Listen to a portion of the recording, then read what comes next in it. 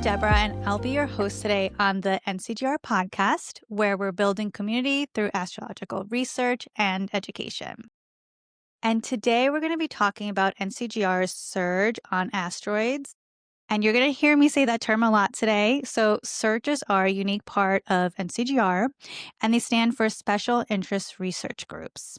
So I've invited the organizers of the NCGR SIRG on asteroids to join us today. So welcome, Amy and Lori. Hi, thank you for So having us. yes, of course. And I just want to say thank you for being part of the revival of NCGR surges. You know, we've had them for a while and then there weren't any, and then you guys kind of brought them back. So we've been really excited about that. And before we jump into what we're doing in the surge and how we're learning about asteroids within it, I'd love to get to know how each of you started working with asteroids. Sure. Yeah, I can go first. So, I was a circus performer. Actually, that's kind of where I started. And I've always been interested in astrology, but I specifically did Icarian acrobatics in the circus, and it's named after Icarus. And so when I first found out that there were asteroids, he was the first person or asteroid I looked up in my chart. And he was exactly on my descendant, and it's partner acrobatics. And I just thought it was so funny and so literal. And after I discovered him, it just like really sent me down this whole path.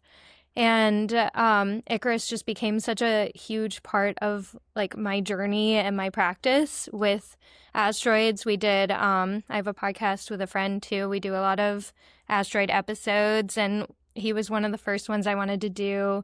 And then we actually went to Icaria, the island where Icarus fell, so that we could see the rock and the Icarian Sea, all because of my asteroid journey kind of overlapping with my circus journey with Icarus.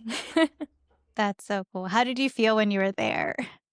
So good. I like honestly thought it was going to be a tourist trap, but there was no one else there. It was really crazy. Wow. So I like really just got to sit with the rock by myself for a long time, and it felt really magical. That's so cool because, like, who knows if you would have gone if it wasn't for you going more in depth with your asteroid research and connecting with Yeah. Icarus more. So it brings you Yeah, really cool experiences too.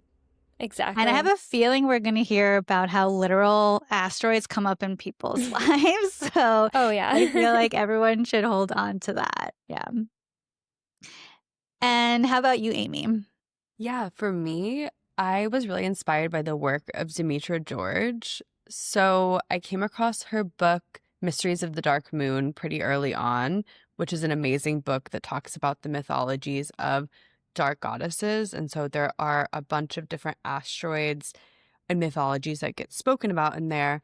But through reading that book, I actually became associated with Demetra and went to Greece and traveled to study ancient Greek mystery religions on the tour that she led in 2019. And when we arrived on site for that tour, she gifted us each our birth charts with different asteroids that were associated with different locations of the journey that we were going to be on. And so that was one of my first kind of living engagements with visiting sacred sites and having asteroids as a kind of map or like archetypal, like kind of like Lori and the Icarian Sea, like having this kind of guide and this Yeah. symbolic experience. And then last but not least, like what really like secured, so that was like, wow, this is so cool. There's so much here. This is so rich. This is so mythically rich. It's bringing me into a different dimension of astrology than maybe I had different from what I had known to that point. And then what really secured it was I had a reading with Demetra, and she asked me, like, one of the first questions that she asked me in the reading was, do you have a special connection with mermaids? And this hit on so many levels for me. I've written about this in the Kaylee Review. I have an article on my website about this asteroid Melusina that she revealed to me that was on my ascendant. And this just took me on such a deep exploration of that mythology and what it means for me psychologically. And then I started to realize that was my opening point, but everyone has their own asteroid that takes them to Yeah. that place. And so that's part of the magic of this work. Wow. Yeah, no, that's what I always hear when people are so connected with asteroids. It's a living experience for them or like a lived experience that really converts them. Mhm. So Amy, what was it like studying with Demetra George? It was an amazing experience. I feel so lucky to study with her, have studied with her.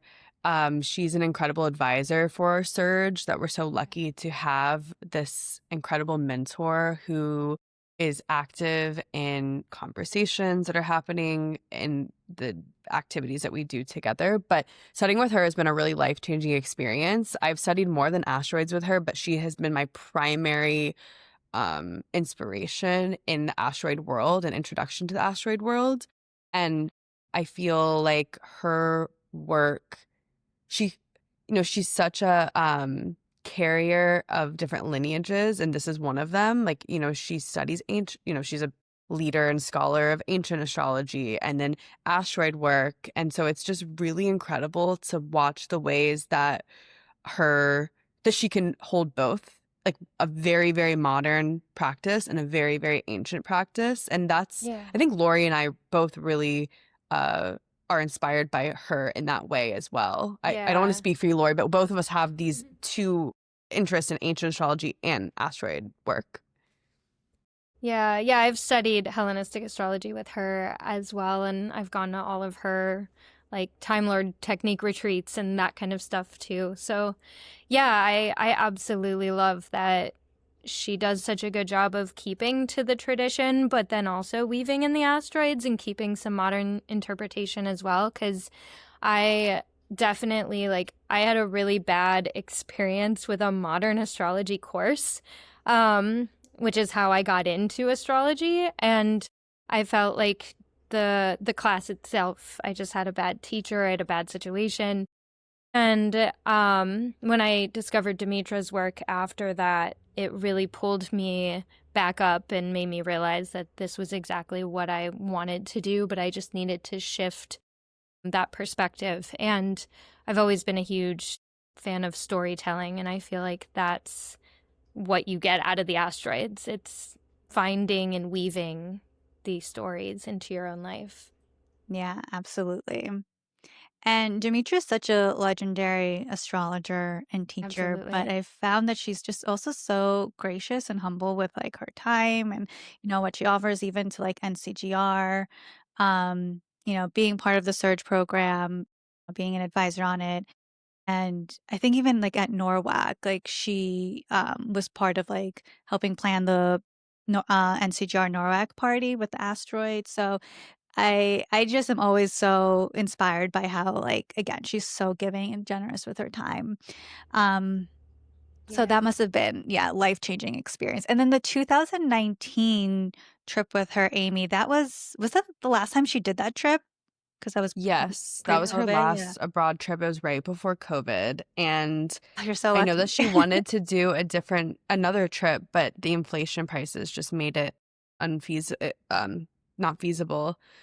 So, you know, asteroids she is incredible at bringing living, breathing, like knowledge into shared and lived personal experience and collective experience.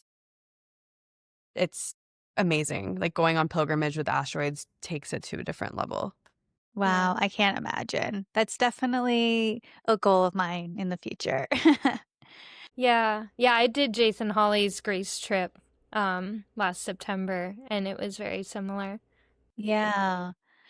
Um, So that's how you both started working with asteroids. And it seems like from the moment you started working with them, it kind of all clicked and it really, you guys connected to this more specialized part of astrology. So how do you incorporate it into your work today? How do you work with asteroids now? Yeah. So for the past couple years, just because most of my readings are newbies. They're not really people who really understand what asteroids are. So how I was doing it for a long time is I offered an asteroid reading, but nobody was really taking me up on it. And I was basically just listening to people. And when they would mention something that happened in their own life, their own lived experience, I would say, oh, wait, that sounds like Persephone, or that sounds like Hecate, or that sounds like so-and-so. And I would just run and throw it into the chart while they were talking. And every time I had the intuition to do that, they had that deity prominent. And that's kind of just how I worked with them for a long time. I did just launch a new asteroid reading now that I have Nichepso, so it's a little bit easier to pull all the asteroids. And then I've been writing a book for the past 4 years now, which is almost done, actually. Yay, congratulations. Thank you. It kind of started with this passion project of me obsessively reading kids' books, actually, like kids. I have a book over on my bookshelf. It's called The Myth Atlas, and every double page, it's like a huge book. Every double page is a different pantheon, and it shares all of the main characters. And I went through that entire book plus others, and I found every single deity I could find for every pantheon, and I have them all in an alphabetical order list, and I've been creating an encyclopedia for them where I'm summarizing their myth, sharing their asteroid number, sharing the asteroid numbers of everybody else who has an asteroid in their story, and also going through with interpretation, lessons you can learn from them, positive and negatives, and then the astronomy. I've been adding an astronomy table with some of their information, like what their like orbital period and discovery date and stuff like that. And I've been sitting with each deity every day. Originally, I was adding stories into it too, but it's already over 1,000 pages, and I had to take the stories out. Yeah, I was gonna say, like, I'm surprised it's only been 4 years because that Yeah. sounds like the work of, like, at least a decades long of, like, Yeah. research and compilation. That's a lot. Wait, so how I've many been doing asteroids it are there? almost full time. Wow. Oh, that's great. Yeah, I've been very fortunate to be able to kind of step back from a lot of other work to be able to try to finish this. Um, but yeah, I've been actually posting my stories in a Substack that I just created, and that might that's recent. I might actually put out a book later of my asteroid stories, but it was going to be 3,000 pages if I left those in. They needed to come out. Yeah, I love how it could go into different projects for you. Um, Exactly. but that is something that's so needed because there are so many asteroids. And I think that's personally where I get a little overwhelmed that there's Yeah. so much, there's so Yeah. many, and then Right. it could get a little confusing. Well, my Aquarius stellium has been obsessed with finding every single one of them. I love it. Wait, how many are you Yeah. gonna put in the encyclopedia and the book? I Do you actually know? don't know how many are in there. I haven't actually counted, but it is over 1,000 pages of just deities. That's not including my the beginning of the book, the intro, the first chapter, and I have an end part that lists all the other asteroids that aren't myth related, or like are, but they're not like their own person. Um, That's gonna be an yeah. amazing resource. Yeah, I'm hoping so. Yeah, I think there's about 500, maybe 600 deities.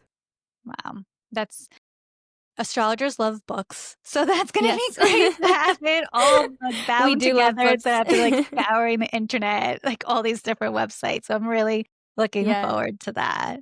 Yeah, I think that was the biggest thing is when I got started, there wasn't a resource. So I just started creating it, and then I was like, wait, everybody else would want this. I could just Mhm. publish it. Yeah, and I'm grateful, and I know the community will be really grateful for it too. And Amy, how are you working with asteroids now? Yes. So I have a reading called Altar of the Asteroids, and it's an asteroid specialized reading where it's a visual mythic journey. So it is very much different from any kind of astrology reading that anyone might be used to, where we're looking at images and we're retelling stories and we're connecting with them on a level of connecting with your myth or your daimon. And this really was inspired by Demetra and the work that she put forward, this conceptualization that asteroids are like daimons or spirit guides or energies or entities that are happening within our lives consciously or unconsciously. And so I do think that the imagistic kind of connection, like the recognition of the image, does something that communicating the story, I just couldn't get it across exactly the same way that I have found that this has been a very generative and like it's one of these things that it's so many asteroids, and I've actually just needed to figure out how many is too many. And sometimes some charts can handle like sometimes I don't know if you feel this, Lori, like sometimes there will be so many asteroids available and other times it's very pared down. Yes. And I when I'm putting these together, I start to see themes and I start to see Yes. different storylines. So I like to work specifically just with asteroids because I get a different dimension of the chart that probably is reinforced in the birth chart, but it's just a different perspective and different insights that can be so on point that people get kind of freaked out. It's fun. Yeah. You're like, I love to freak people out. Yeah, it's like, what? Yeah. It's a very different way to connect with people because it's they're coming in more open. So that's my favorite way to work with asteroids. Alter the Asteroids is that offering. And I have started, if I'm seeing a client more regularly, I've started to bring asteroids into our work together. But as you know, like there's such a limited time you have with clients. There's already so much information, only if it weaves in naturally into the overarching story of what the chart is saying for that year. And sometimes it works, sometimes it doesn't. So that is just sometimes. But I recently at the NCGR conference gave a talk on Gilgamesh and the asteroids of Gilgamesh and Ishtar, and I loved putting that together and doing research on famous people who have these asteroid signatures. Fun fact, Demetra has the asteroid Gilgamesh on her sun, and she's this like pioneer of asteroid development from like ancient and modern times. Like there's a whole thing. But I would say that that's a direction that I really would like to go in, which is like developing like lecture tracks around story and mythic development that is on the horizon. And hopefully the near future, hopefully next year, I can have some time to be able to develop some more lecture tracks on different asteroids. Yeah.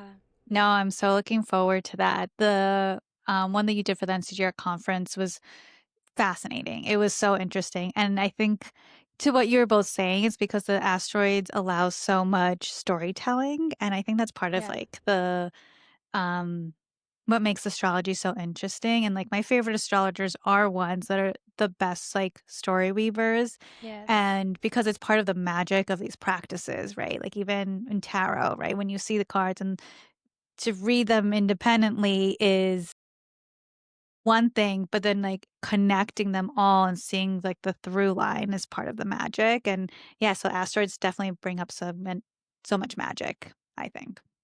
I agree Yeah. with you. So much. And then Laura, you also mentioned before the software that you're using, and I Yeah. find that this has also been part of like um a block or a challenge of like getting into asteroids because Yes. whether it's finding a program or ephemeris, that's always been difficult to see what works for everyone, right? Because there's not like Yeah. one specific thing. So, what have you both been using or what have you used in the past? And what do you recommend to people who want to start using asteroids? Yeah. I mean, honestly, I've just been using astro.com for everything because I was just finding it to be the best free resource that I had. And I also had done so much research on my own that I kind of knew what I was looking for, especially when I was looking for my own or talking to friends. or clients, but Nichepso is the new software, and I have the beta testing version. I'm not sure if it's like fully available yet or not. I haven't looked into it in a while. Yeah, I know the beta one's still available, but regardless, I know Yeah, that you're one of Demetra's students, so there's gonna be an affiliate link of when it is fully released, right? I Yes, think that's true. so. Yeah, Yes. yeah. And yeah, so I signed up to be a beta tester a long time ago, and I've loved it so far. I'm working on putting together a collection of all of the ones that I have in the book, so I can just like have the whole list once that's like finally finished. And I've started to pull it for clients, especially I have a few clients that I work with weekly. And I've been like really diving into the asteroids for them and pulling them into our like weekly conversations and finding new ones each time. And that has been really fun to kind of play with how they show up. And my podcast partner, Alicia, we talk about this a lot too. But I feel like the asteroids will show themselves when it's time, like when they're ready to. Because there's always this moment of like, I've looked at these lists a million times, but missed this one name that was right there. And now here's this huge story that I resonate with. And that actually just happened to me like a week ago. I discovered a whole new one that couldn't be any closer to my Mercury. I think it was 1 minute away, which is 3 degrees from my sun. And I was like, how have I missed this whole time? And it's just crazy when you like go down these rabbit holes and they were right there. And I feel like Nichepso has been really helping me do that because you can just stare at these lists all day and they'll show themselves when it's time. Okay, I'm definitely gonna share that with everyone. And Amy, do you also use Nichepso? I have Nichepso. I've been really working with Mark Pottinger's software, Yeah. the Oh, Asteroid ephemeris software. That's what I've been using more recently, and I will migrate to Nichepso. Been a little bit of, I think that it's still in a beta form. So once that's like more in a fully baked capacity, I would love to have everything in one place. mhm. So I have been using Mark Pottinger software, and I have found it to be great. It just is on a different computer than the one that I use every day. Yeah, it's not available on Mac. I had to get a different computer for my solar fire. It's like the Yeah. bane of like astrologers, like software is Yep. running on different things. Yeah. But Yes. Yeah. That's why I have don't no, use it. yeah, I know. But I heard that the next solar fire update is gonna be able to be used on Macs and they're gonna Mm. expand their asteroids. So Well, that's cool. maybe that could Amazing. be Yeah. potential. Yeah. It does feel like everybody is starting to incorporate more and more asteroids and they're becoming more normalized. And that's actually why back in May, I backed down on a lot of my work to actually like finish the book full time. Because I was like, oh, well, if everybody's starting to have software, then I need to finish So this. smart. Yeah, no, It's time. Yeah. absolutely. Yeah. Yeah. So I'll be sharing that in the show notes of where you could get Yeah. the Nichepso or the Mark Ponger one, if they're interested. And I know that both of you before spoke of your own personal stories of how you connected to asteroids, within your own chart. But I'm curious if you have like an example of a client you've worked with that you've seen like a similar thing where it's just been like such an aha moment and again continue to solidify your commitment and work to asteroids. Yeah, I have one that I can share. This is actually not, this was in a situation where I was at like a party giving readings, and I had printed out all the charts, and usually I don't put asteroids in those, but for some reason, like Lori said, the asteroids find themselves and they need to be found.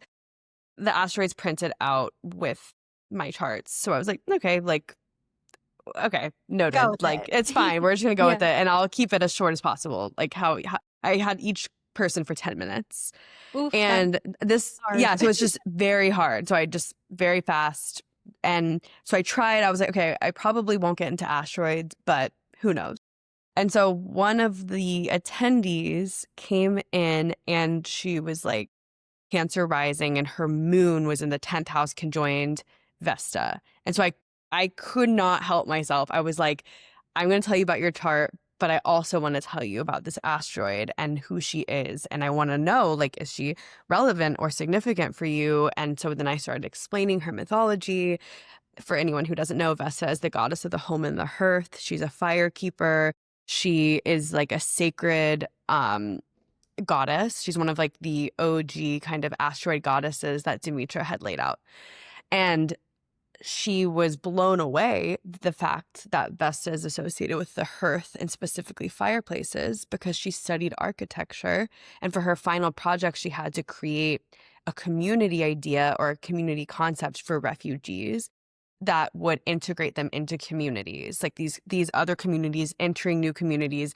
And she studied these different cultures, the ones that were coming, the ones that were landing, and she found that hearths or fireplaces in community spaces were the best way. Like she created this entire conceptualization of having communal fireplaces for groups of people to cook together in public places.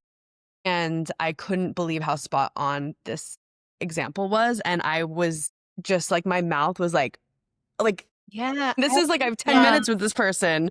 Like, Yeah. and she was like, I love fire. I love fireplaces. Like every house I want to live in, it needs to have a fireplace. Like the idea of community around fire is like everything to me. And I was like, wow. Yeah. And I think That's that also was so crazy. moving.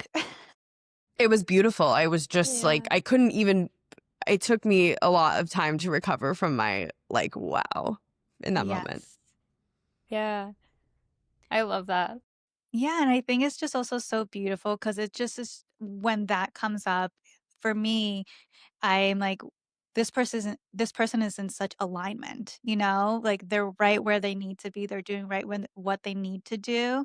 Yes. And it's really powerful Yeah. that they can hear that and connect to that and, put it out there. So that's so cool. Yeah. It was really amazing. Yeah. And another That's so very good. literal like translation as well. Yeah. I love stories like that. They're so good. I like couldn't decide what story I wanted to tell because I feel 'Cause you like have I too have many. I have so many. I have like a huge collection of them. I will say I actually like with my Substack, I have been posting them, all of the stories. So most of them so far have been my own personal stories, but in the notes, sometimes I've been putting some shorter ones. So if you do want full-blown stories, yeah, I can send you my Substack. So you can subscribe. But yeah, I guess one of my favorite ones is one of my best friends. She is half Japanese and she grew up obsessed with the asteroid Benton. Or with the goddess Benton. And she is a Japanese goddess and she just like really grew up admiring her and like using her for a lot of different projects and stuff. And she was in the middle of a really big move about 2 years ago. And while she was moving, she was rediscovering all of this old stuff because she's lived in her current place. She had been there since she was 18. And it was an apartment in her parents' complex. So all of her childhood stuff was with her. So she came across all this Benton stuff and she started telling me these stories about how Benton had come up for her and it was just like this really big thing while she was in the middle of this move and we just kept talking about her. And I was like, well, I wonder if Benton has an asteroid. And Benton does, but it's technically named for a state. Or not a state, sorry, like town or city or something. I'm not sure. But it still had an asteroid. And I was like, that could be usable for her. And I've like kind of looked into it a bit. And I was like, well, if she has it prominent, then I'll use it as the goddess. And it was the exact minute of her ascendant. And like so close. I was like, how is that even possible? So I told her that. And then she gasped and she was like, oh my God, I'm moving to Benton Harbor, Michigan. What? Wow. And didn't even notice it. And I was like, that's so funny. Like, what are the odds? Yeah. And wait, was that the town that like the asteroid was named I after? think it might have been. I'll But have to either look. I have it way, written somewhere. Yeah, I think it yeah, was. But there's a Benton somewhere else too. I don't know. I looked into it at one point a while I'm ago. But sure. Wow. No, those are great. yeah. So I'm sure people, especially at this point of the podcast, are like, oh my God, asteroids are fascinating. I want to learn more. And so you two have been spearheading the NCGR surge on asteroids. So we have on October 19th, NCGR is going to have their big surge launch, where members are going to have more of an opportunity to connect to these specialized interests. But if they want to join the one you two are working on with asteroids, how can they do that? Yeah, you as a member of NCGR, anyone is welcome. So we have a Patreon group that we will give to you that you can share, and that is where we post when our meetings are going to be, the themes of the meetings. We're in a moment where we are open to refining what the meetings have been. What we have been doing is pulling lists of asteroids so people can kind of get familiar with different asteroids that are present on the date and time of our meeting, and having an open dialogue. Who are these asteroids? How do they show up in people's lives? And having organic storytelling. We are open to the idea of doing deeper research on one or a few asteroids to really like solidify our understanding and work a few, we're open to the group forming as it grows. So we invite anyone who's interested in studying asteroids, applying asteroids. If you have asteroid research that you want to present to the group, we want to hear it. We're a very engaged and specialized group, and there are people who are beginners, and there are people who have been working a lifetime with asteroids. Demetra George comes to our meetings for anyone who would like to engage with her. She's our mentor and sponsor of the Surge, so we welcome anyone who is interested and exploring. Yeah, it's been Yeah. great. I can't wait till I think our next meeting is next week, right? In the beginning of September. Yeah, Yes, the So on it 4th. may be Thursday. past when this comes out, but yeah, Yeah. it's been We really meet cool every There'll to be week. another one. Yeah. Yeah. Mhm. Or sorry, we meet every month. I'm sorry, not every week. We meet Yeah. once a month. Sorry. Yeah, not every week. We meet once a month, but maybe one Perfect. day. So I'm going to share the link. If you're a member of the NCGR community, you can sign up through the Patreon link. And if not, if you're not a member, you can always sign up to be a member and be part of our surges. So also, I'm really curious, how was the process of initiating this surge through NCGR, and then why NCGR? Yes, Demetra had connected me with Linda, and Linda was a huge help in getting the surge started. Yes, Linda, our president of Yes, NCGR. the Mhm. president of NCGR. Yes. It was very easy. It it was very easy. Lori and I worked together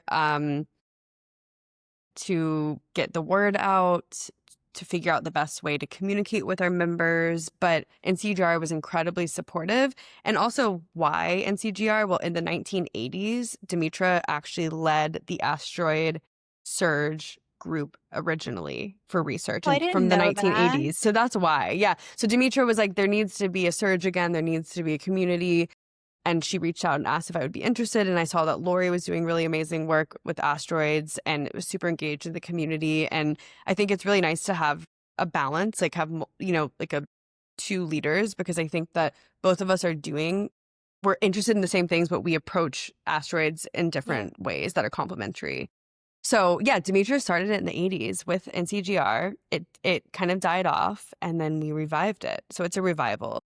Yeah. Oh, that makes it even more special.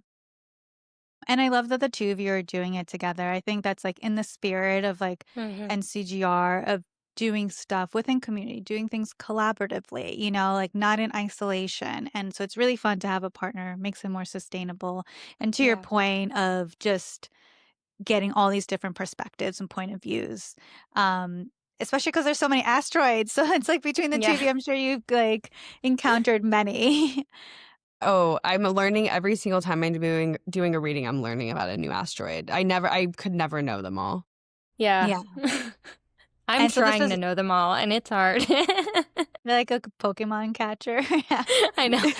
Uh, No, but that makes so much sense because I know Linda loves like the research part of NCGR. So she's been dying to get more surges in. That's one reason why we're going to have this big launch in October for all these. I think we're going to have like 15, 18 different surges launching. So wow. you guys are just like the first to really get the ball going. We're very That's so grateful. cool. Yeah, I would say that all the surges look different. Ours is very open and exploratory, and we are like in movement with the group. So we're open to collaboration with other group members, and we just are space holders and creating a container for active collaboration amongst the group. Well, thank you for that. So I'm going to share where everyone can join if they'd like to. But before we go, I want to see if you guys have any other upcoming projects or events and where people can find you, especially the Substack and for your readings, Amy. Yeah, I can send you a link to the Substack if you want to put it in the show notes. And then I've been really trying to post a lot on TikTok, and I've been trying to do like a asteroid of the day because I've been trying to slow down and only edit 1 to 5 characters a day, depending on how much time I spend on it, and really like let them speak and ask them kind of what they wanted to say. So I've been sharing my thoughts on TikTok and writing a lot on Substack. And I do have a podcast as well where a lot of our episodes are based in telling asteroid stories, or we have people on sometimes sharing their asteroid stories. And we've done a lot of episodes on different asteroids, so that's a really good resource now too. And we do have an Instagram for it too. It's called Conversations with the Planets.